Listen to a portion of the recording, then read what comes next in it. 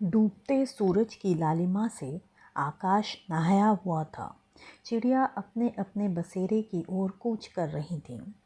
हरे भरे पेड़ पौधों से भरे उस पार्क में सभी बच्चे, बूढ़े और जवान अपने घर वापसी के लिए उठने लगे थे।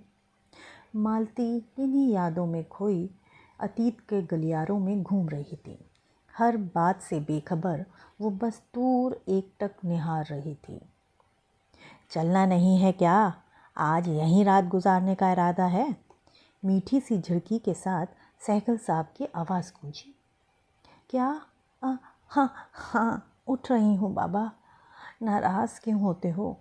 घुटने बड़ा दर्द करते हैं ना, इसलिए एक बार बैठ जाऊँ तो उठने का मन नहीं करता।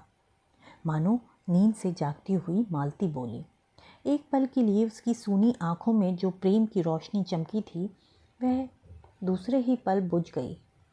यहाँ कौन है जो उससे बात करता? सहगल साहब की आवाज़ उसको यदा कदा जगा देती थी।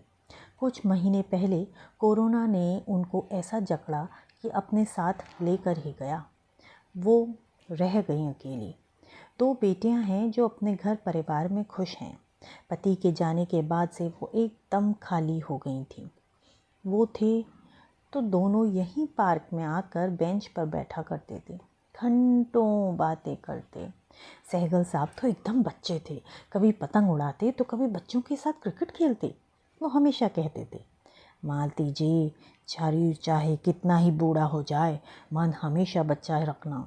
जीवन जीने के लिए है तो उसे भरपूर जियो। आखिरी वक्त में ये मलाल ना रहे कि अरे मैंने ये नहीं किया, मैंने वह नहीं किया। समझी कुछ? वो हमेशा उनकी नादानी पर झुंझलाती रहती। कभी तो अपनी उम्र के मुताबिक काम किया करो। नाती पोते वाले हो गए हो, अब तो वो भी ब्याह लायक हो गए और एक आप हैं कि बचपना नहीं गया। बचपना कभी जाना भी नहीं चाहिए।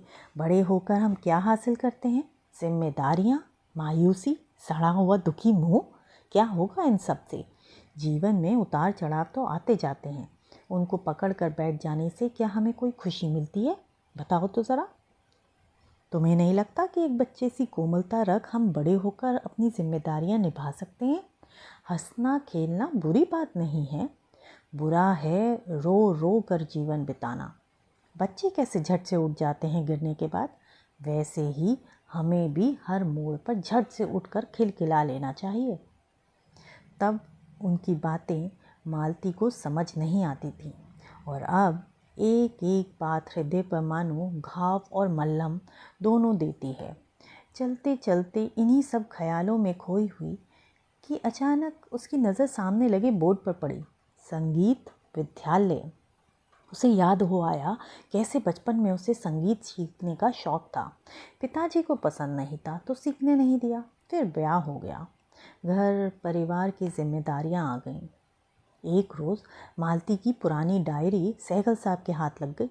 उसी से वो जान पाए कि मालती को संगीत से कितना लगाव है। बस वो उसके पीछे पड़ गए कि अध्ययन करो, लेकिन तब घर की और बच्चों की जिम्मेदारियों का बहाना बना उन्होंने टाल दिया। क्या बच्चों से जिद पकड़े बैठ जाते हो आप भी? बच्चों के दिन है सीखने सिखाने के कि मेरे? मालती हंसकर बोली। दिन पर कभी कोई नाम नहीं लिखा होता कि कौन से बच्चों के लिए हैं और कौन बड़ों के लिए। वो बस हम पर निर्भर करता है कि हम क्या सोचते हैं, कैसा महसूस करते हैं। मालती नहीं मानी, उनकी एक ना सुनी, लेकिन आज उस बोर्ड को देखकर मन में कुछ हलचल हुई और उसके कदम अपने आप ही विद्यालय के दरवाजे के पार पहुंच गए। आज उसने पहली बार अपने लिए एक फैसला किया था, कुछ सीखने का, एक बार फिर अपने बचपन की ख्वाहिश पूरी करने का। आज समझ आया था कि दिल तो बच्चा ही है और हमेशा ऐसा ही रहना चाहिए।